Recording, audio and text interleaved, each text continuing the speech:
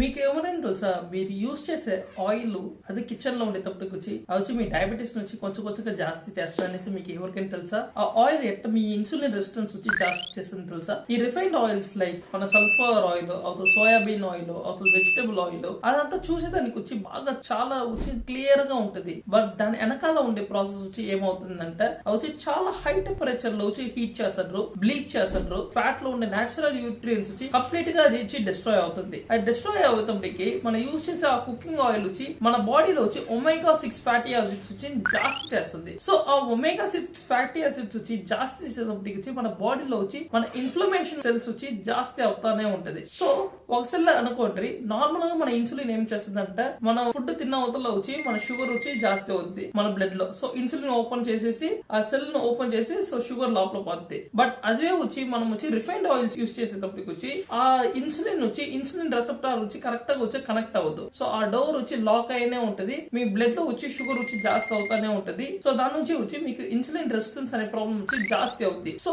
మీరు ఏ oil use చేస్తున్నారు అనేది చాలా ముఖ్యమైనది. చాలా కొత్త రీసెర్చ్ వచ్చి ఏం చెప్పుకుంటారంట, మన రిఫైన్డ్ ఆయిల్స్ యూజ్ చేసేటప్పటికి వచ్చి మన omega 3 and omega 6 fatty acids వచ్చి కంప్లీట్ గా వచ్చి ఆ బ్యాలెన్స్ వచ్చి పోయేస్తుంది అనేసి. మనకి తెలిసిన మనకు ముందు ఉన్న వాళ్ళు వచ్చి దాని బ్యాలెన్స్ వచ్చి 1:1 ఆ రేంజ్ లో ఉంది. బట్ ఇప్పుడు వచ్చి రిఫైన్డ్ ఆయిల్స్ చాలా యూజ్ చేసేటప్పటికి ఆ బ్యాలెన్స్ వచ్చి కంప్లీట్ గా డిస్టర్బ్ అయింది. లైక్ ఒమేగా 6 ఫ్యాటీ యాసిడ్స్ వచ్చి అరౌండ్ లైక్ 20 ఆ రేంజ్ పోతుంది. సో అది వచ్చి మన క్రానిక్ ఇన్ఫ్లమేషన్ వచ్చి జాస్తి చేస్తుంది. అది జాస్తి చేసినప్పటికి వచ్చి మనకి చాలా మెటబాలిక్ డిసీజెస్ లైక్ వచ్చి డయాబెటీస్ అవతల వచ్చి బీపీ అవతల వచ్చి ఒబిసిటీ ఎంత జాస్తి అవుతుంది. సో దానికి వచ్చి మీరు ఎంతగా ఎక్సర్సైజ్ చేస్తుండ్రో బట్ వచ్చి ఫుడ్ క్రేవింగ్స్ వచ్చి జాస్తి వచ్చి మీరు చాలా వచ్చి రిఫైన్డ్ ఆయిల్స్ యూజ్ చేస్తుంటారు. సో దీని నుంచి బయటికి రావాలా అంటే మీరు వచ్చి రిఫైన్డ్ ఆయిల్స్ నుంచి వచ్చి కోల్డ్ ప్రెస్ ఆయిల్స్ యూజ్ చేసే లైక్ కొబ్బరి నూనె అవతల వచ్చి గ్రౌండ్ నట్ ఆయిల్స్ అలాగే యూజ్ చేసేటప్పటికి వచ్చి దాంట్లో నేచురల్ ఫ్యాట్ అది. సో దాని వచ్చి మన ఇన్ఫ్లమేషన్ నుంచి తక్కువ చేస్తుంది. అది తక్కువ చేసే ఏమవుద్ది, మనకి వచ్చి ఇన్సులిన్ రెసిస్టెన్స్ తక్కువ అవుద్ది. ఆ ఇన్సులిన్ రెసిస్టెన్స్ తక్కువ అయ్యేటప్పటికి వచ్చి మన బ్లడ్ షుగర్స్ వచ్చి బాగా కంట్రోల్ అవుద్ది. సో వన్స్ మనకు బ్లడ్ షుగర్స్ వచ్చి బాగా కంట్రోల్ అయ్యేటప్పటికి ఏమవుద్ది,